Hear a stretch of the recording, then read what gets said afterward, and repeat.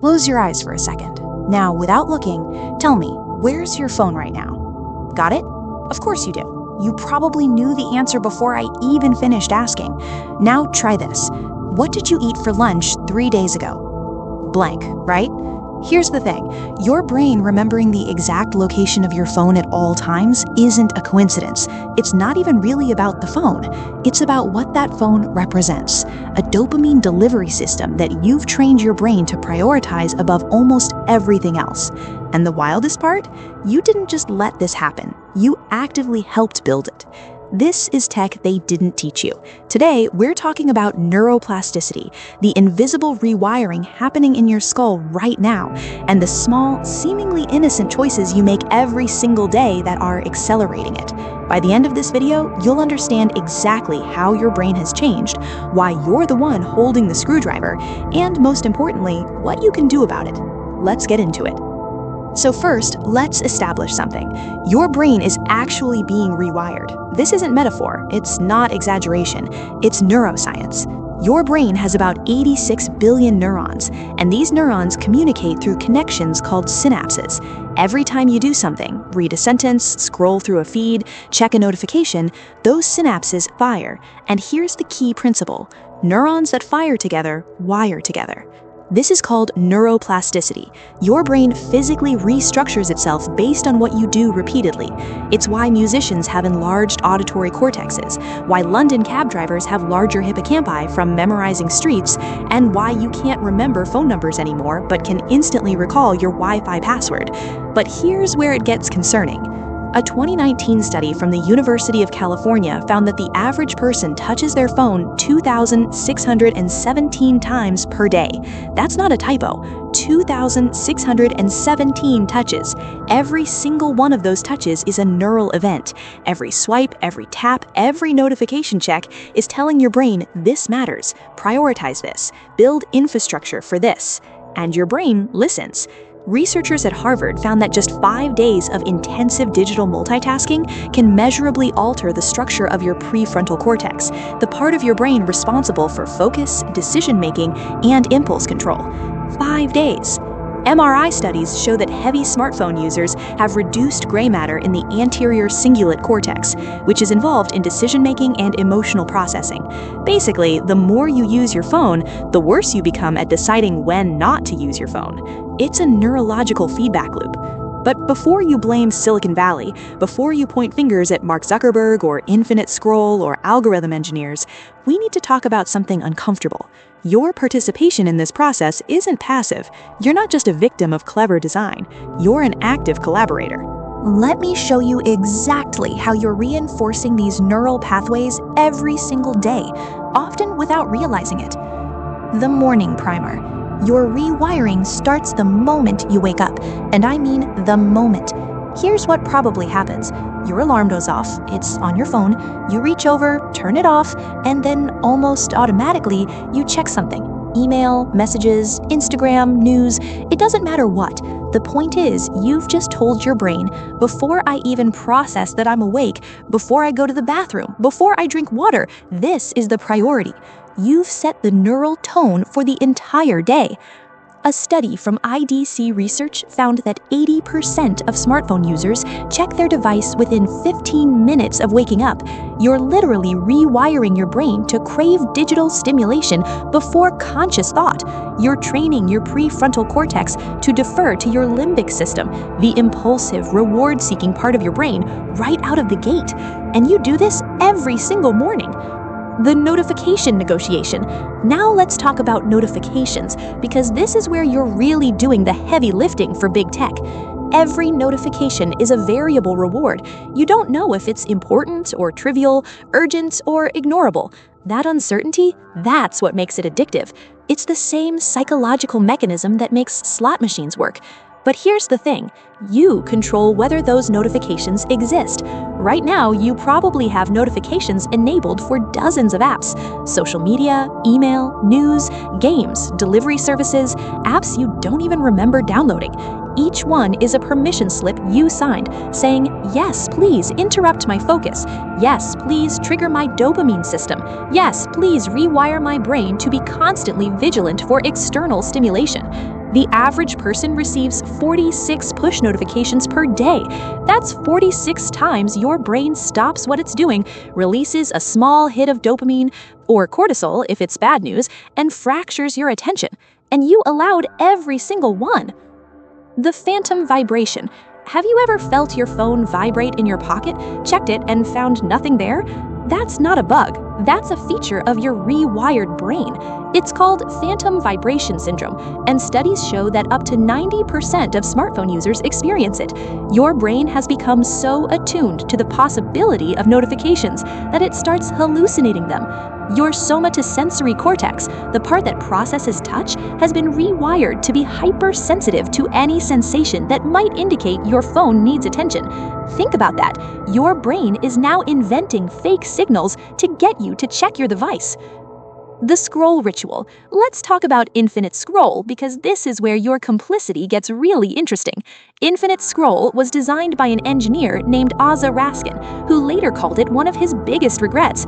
It eliminated the natural stopping point in content consumption. No more end of page, no more decision point, just endless, frictionless content that keeps your thumb moving and your dopamine flowing. But here's what you do that makes it worse. You've turned it into a ritual. Bathroom break? Scroll. Waiting in line? Scroll. Commercial during a show? Scroll. Conversation gets slightly boring? Scroll.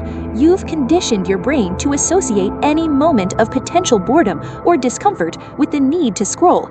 Boredom used to be a feature. It led to creativity, reflection, genuine rest. Now it's a trigger, and every time you respond to that trigger by opening an app, you're strengthening that neural pathway.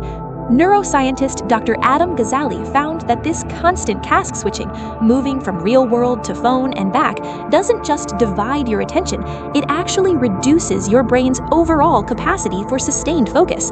The more you practice fragmented attention, the better you get at it, and the worse you get at deep focus. You're literally training yourself to be distractible. The sleep sabotage. Here's one of the most damaging ways you're helping this rewiring. You're bringing your phone to bed.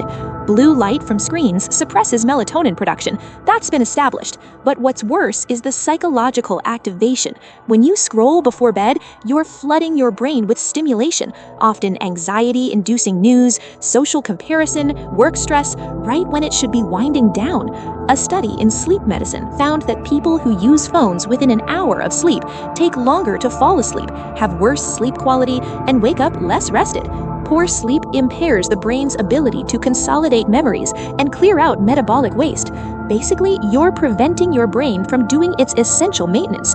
And chronic sleep deprivation makes you more impulsive, more emotional, and more likely to reach for instant gratification the next day, which means you're more likely to reach for your phone, which disrupts your sleep, which makes you more impulsive. It's a neurological doom loop, and you restart it every night. The comparison trap.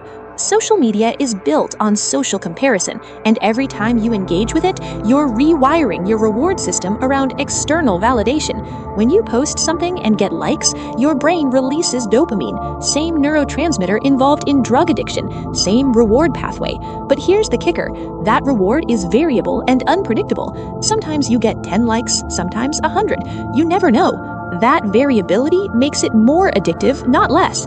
And every time you check to see how many likes you got, you're reinforcing a neural pattern that says, my value is determined by external metrics. My self-worth is quantifiable. I need to check constantly to know if I'm okay.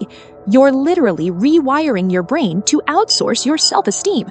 Dr. Anna Lemke, addiction specialist at Stanford, found that the constant pursuit of digital dopamine hits is creating a baseline state of dopamine deficit in chronic users.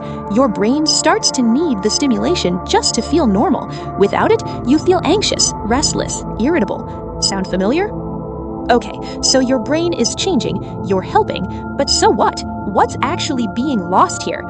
Your attention span. Microsoft released a study showing that the average human attention span dropped from 12 seconds in 2000 to 8 seconds in 2015. That's less than a goldfish, which clocks in at 9 seconds, and it's only gotten worse since smartphones became ubiquitous. But attention isn't just about how long you can focus, it's about the quality of your focus. Deep work, the kind that produces meaningful creative output, solves complex problems, builds expertise, requires sustained, undivided attention. Cal Newport, author of Deep Work, argues that the ability to focus without distraction is becoming the superpower of the 21st century, and you're systematically dismantling that ability every time you let your phone interrupt you. Your memory. Remember when you actually remembered things?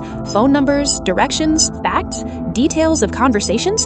The Google effect, identified by psychologist Betsy Sparrow, shows that when we know information is easily accessible online, we don't bother encoding it into long-term memory. We outsource our memory to our devices. The problem is, memory isn't just storage, it's the raw material for thinking. You can't make novel connections between ideas you haven't internalized. You can't synthesize information you never retained. You're trading memory for convenience, and in the process, you're weakening one of your brain's most fundamental capabilities: your relationships.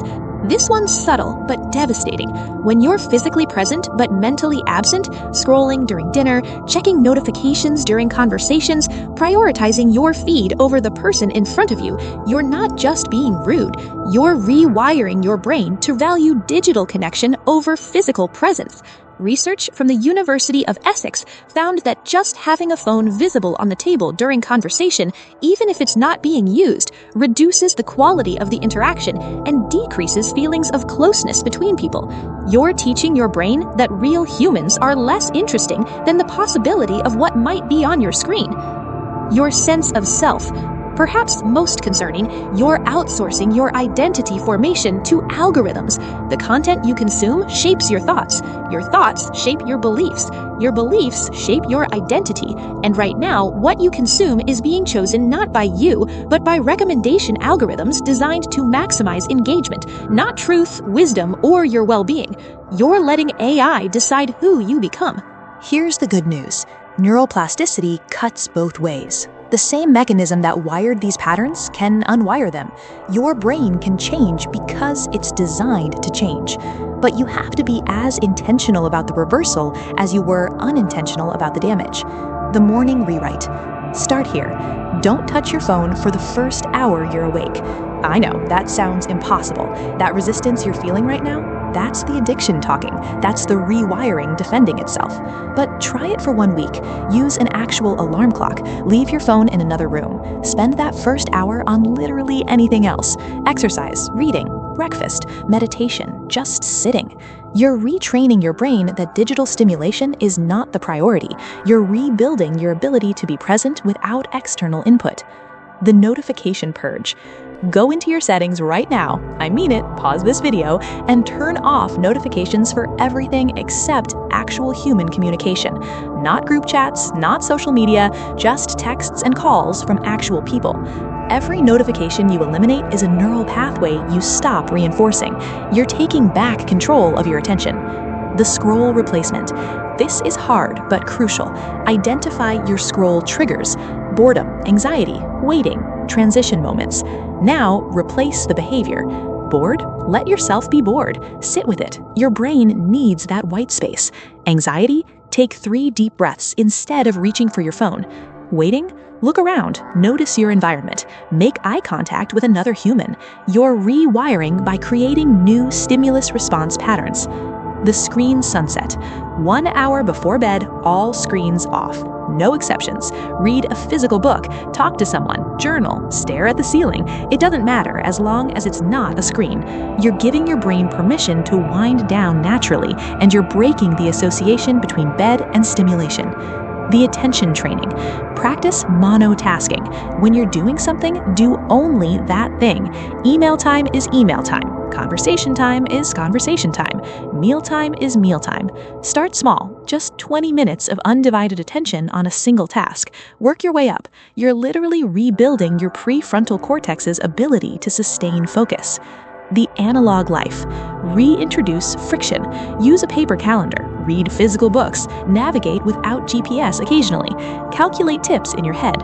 These aren't nostalgic affectations. They're neurological exercises. They force your brain to engage actively rather than passively consume. They rebuild neural pathways that digital convenience has atrophied. Look, I'm not here to tell you to throw your phone in a river and move to a monastery. Technology isn't the enemy. The problem isn't that these tools exist. The problem is that we've been using them unconsciously, unintentionally rewiring our brains in ways that don't serve us. Your brain is the most sophisticated piece of biological machinery in the known universe. It's adaptive, resilient, and plastic. It will change based on how you use it. That's not optional. What is optional is whether that change is intentional or accidental. Right now, you're helping your brain become more distractible, more anxious, more dependent on external validation, more fragmented. Not because you're weak or stupid, but because you're following the path of least resistance in an environment specifically designed to exploit your neurology. But you can choose differently. Every time you don't check your phone first thing in the morning, you're rewiring. Every time you sit with boredom instead of scrolling, you're rewiring. Every time you have a conversation without your phone on the table, you're rewiring. Small choices, repeated consistently, compounding over time. That's how your brain changed in the first place, and that's how you change it back. The question isn't whether your brain will be rewired, it's whether you'll be the one holding the screwdriver. If this video changed how you think about your phone, hit that like button and subscribe to Tech They Didn't Teach You for more breakdowns of how technology is actually affecting you. And if you want to go deeper on this, I've linked some research studies and books in the description below. Thanks for watching. Now put your phone down and go do literally anything else. I'll see you in the next one.